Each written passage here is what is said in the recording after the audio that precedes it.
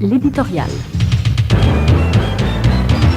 Les événements malheureux du week-end du vendredi 6 au lundi 9 juillet n'en sont pas moins aussi les conséquences de la négligence collective face aux dégâts laissés par le séisme qui a détruit la capitale haïtienne le 12 janvier 2010, pas moins de 150 000 morts, et dont les conséquences s'étalent encore partout aujourd'hui, sans aucune tentative de réparation, au vu et au su de tous, nationaux et internationaux.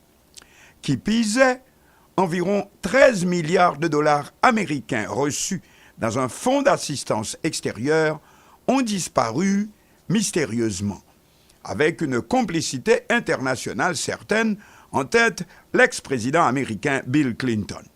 Outre 3,6 milliards dilapidés dans un fonds placé, celui-ci, sous l'autorité directe des gouvernants haïtiens, le fameux scandale Petro-Caribé, ou milliards tirés des revenus du pétrole livré à Haïti à un tarif préférentiel par le Venezuela.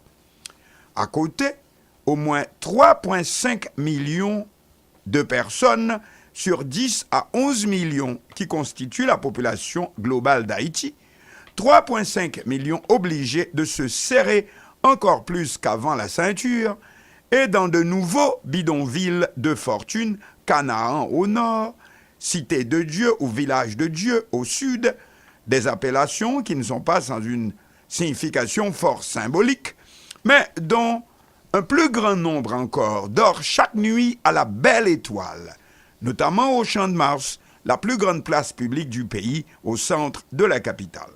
Aussi, quand éclate une situation comme les émeutes du week-end du 6 au 9 juillet 2018 et que les forces policières disparaissent de la circulation comme par magie, c'est bien entendu une occasion inespérée, un cadeau du ciel. Et vous devinez la suite. L'explication pourrait donc s'arrêter là. Bien entendu, on jette la pierre sur le pouvoir en place. Celui-ci ne mérite pas moins. Non seulement c'est lui qui a pris la décision qui a mis le feu aux poudres, une augmentation excessive malgré les mises en garde des prix du carburant à la pompe de 38 à 51%, et dans un contexte de pouvoir tisan-mis, c'est-à-dire en chasse gardée, avec utilisation sans contrôle des derniers maigres deniers du trésor public dans des opérations tape à l'œil, symbolisées par la remise par le chef de l'État des clés d'une voiture toute neuve à une fillette de 9 ans pour avoir apprécié sa façon de danser. On peut aussi reprocher au président Jovenel Moïse d'avoir voulu passer l'éponge sur le scandale qui en est venu à constituer la principale ligne de force dans la lutte politique en Haïti pour ou contre un procès Petro-Caribé. Cependant, on ne peut lui reprocher ni le gaspillage des 13 milliards de l'assistance post-séisme dont l'ex-président Bill Clinton aurait des comptes à rendre pour ses choix qui n'ont rien à voir, mais absolument rien, avec la population victime du cataclysme, investissement dans la construction d'hôtels 5 étoiles, etc. Ou encore de grandes ONG internationales qui se seraient payées du bon temps, comme le scandale Oxfam le révèle, entre autres. Tout comme l'actuel gouvernement n'a à voir directement avec les projets qui ont été sélectionnés pour l'utilisation des fonds Petro-Caribé, 3,6 milliards. On est sous l'administration du président Michel-Joseph Martelly et du Premier ministre Laurent Salvador Lamotte, délaissant la reconstruction du centre-ville de Port-au-Prince qui a été totalement détruit. Ces messieurs et dames optent pour opérer des dépenses urbanistiques somptuaires dans la commune de Pétionville, banlieue de la capitale et déjà chasse gardée des plus fortunés, mais surtout qui n'a pas été autant affectée par le séisme. Cependant, leur décision fut généralement bien accueillie. Bien entendu, ceux qui font l'opinion, comme on dit, ont aussi leurs antennes à Pétionville. Mais sur ce, les petits marchands et petites marchandes du quartier commercial de la capitale s'empressent eux aussi de transporter leurs tréteaux dans cette nouvelle vitrine commerciale, mais mal leur en pris, l'administration communale de Pétionville leur interdit les lieux. Ne venez pas transformer notre petite cité touristique en une pétaudière comme Port-au-Prince.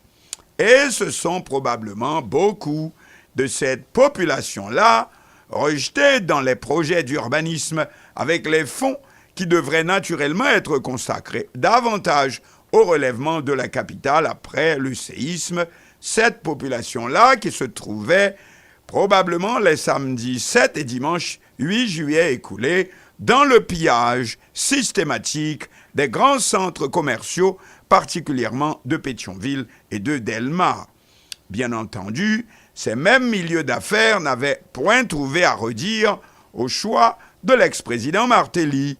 Et pas étonnant non plus qu'aux premières heures de cette révolte populaire, mais beaucoup plus razzia, ou en créole baléouzé, que révolte au sens politique du mot, l'ex-président Martelly est jugé plus prudent de grimper dans un hélicoptère avec toute sa smala pour se réfugier en République dominicaine voisine, où il a non seulement son pied-à-terre, mais également des complices. Pensez à l'affaire du sénateur Félix Bautista, indexé par le département du Trésor aux États-Unis pour sa participation à la dilapidation en Haïti des fonds Petro-Caribé.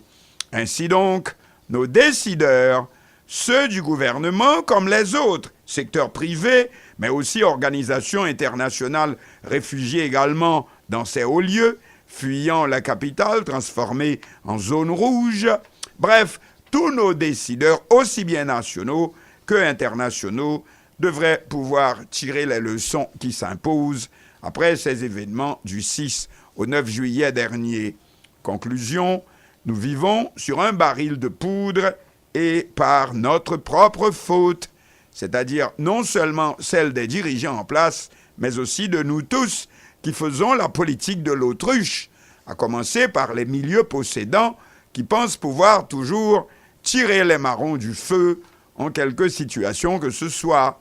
Parce que, comme dit encore le créole, pita pitris, les émeutes du week-end dernier, c'est seulement le hors-d'œuvre.